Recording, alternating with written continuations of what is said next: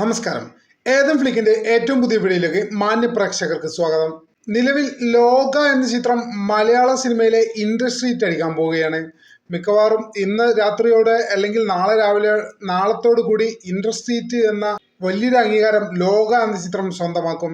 ഈ ഒരു അവസരത്തിൽ നമ്മൾ പരിശോധിക്കാൻ പോകുന്നത് 1990 മുതൽ 2025 വരെയുള്ള 35 വർഷങ്ങളിൽ മലയാളത്തിൽ സംഭവിച്ചിട്ടുള്ള ഇൻഡസ്ട്രി ഹിറ്റുകളെ കുറിച്ചുള്ള ഒരു വീഡിയോ ആണ് നമ്മൾ നോക്കാൻ പോകുന്നത്.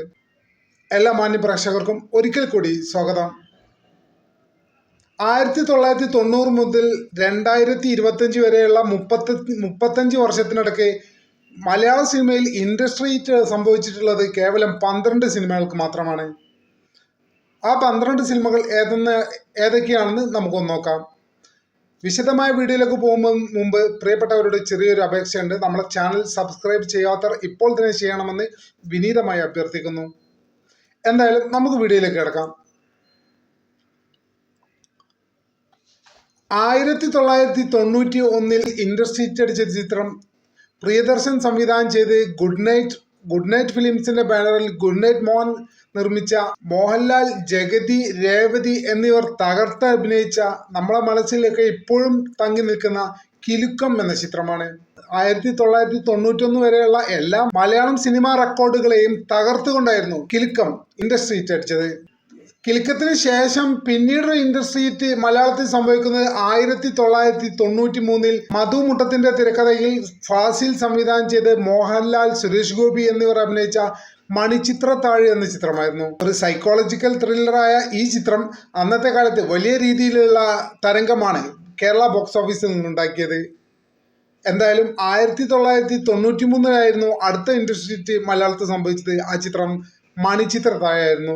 3 വർഷങ്ങൾക്ക് ശേഷം 1996 സംവിധായകൻ സിദ്ദിഖ് സംവിധാനം ചെയ്ത ഹിറ്റ്ലർ എന്ന ചിത്രമായിരുന്നു ഇൻഡസ്ട്രി ഹിറ്റ് അടിച്ചത്. ഈ ചിത്രത്തിൽ മമ്മൂട്ടി, ജഗദീഷ്, മുകേഷ് എന്നിങ്ങനെ വൻ താരനിരയുണ്ടായിരുന്നു. മമ്മൂട്ടിയുടെ ബോക്സ് ഓഫീസിലേക്കുള്ള തകർപ്പൻ തിരിച്ചുവരവ് കൂടിയായിരുന്നു എന്നുള്ളത് മറ്റൊരു സവിശേഷതയാണ്. എന്തായാലും 1996 ഹിറ്റ്ലർ എന്ന സിനിമയാണ് ഇൻഡസ്ട്രി ഹിറ്റ് അടിച്ചത്.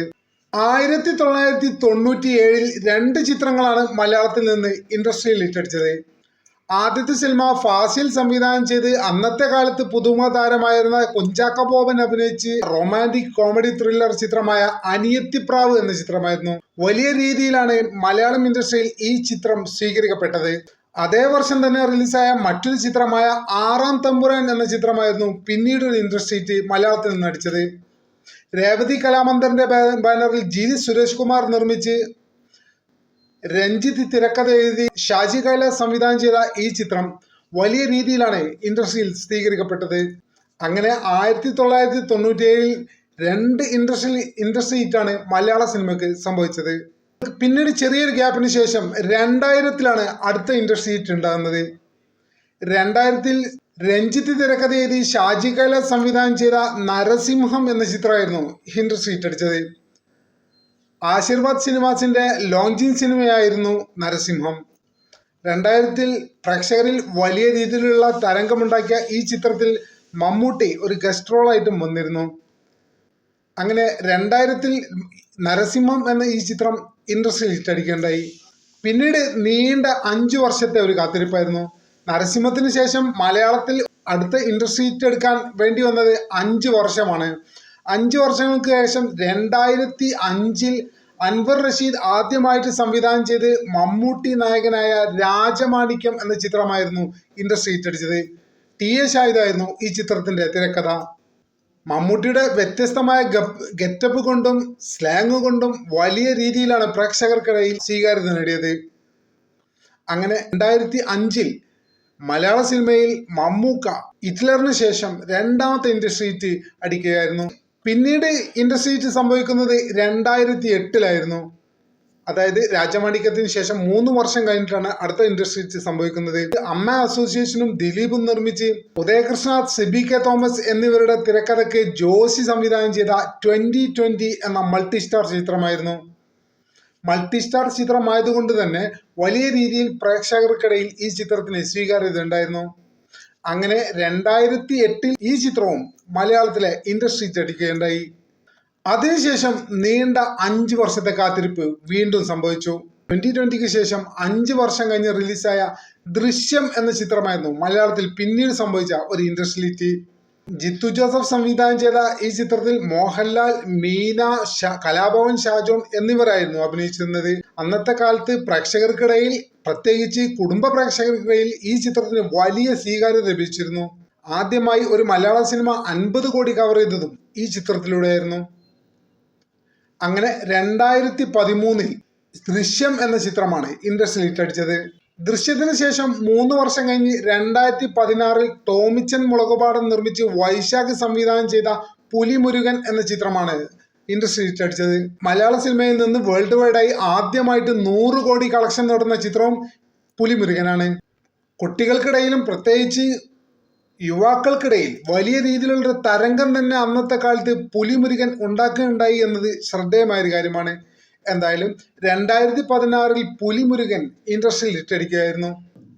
പുലിമുരുകന് ശേഷം മലയാളത്തിൽ ഒരു ഇൻഡസ്ട്രി ഹിറ്റ് സംഭവിക്കാൻ വേണ്ടി വന്നത് 7 വർഷമാണ്.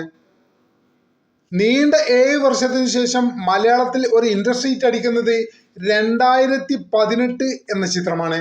2023 ഈ ചിത്രം റിലീസ് ചെയ്തിരുന്നത്.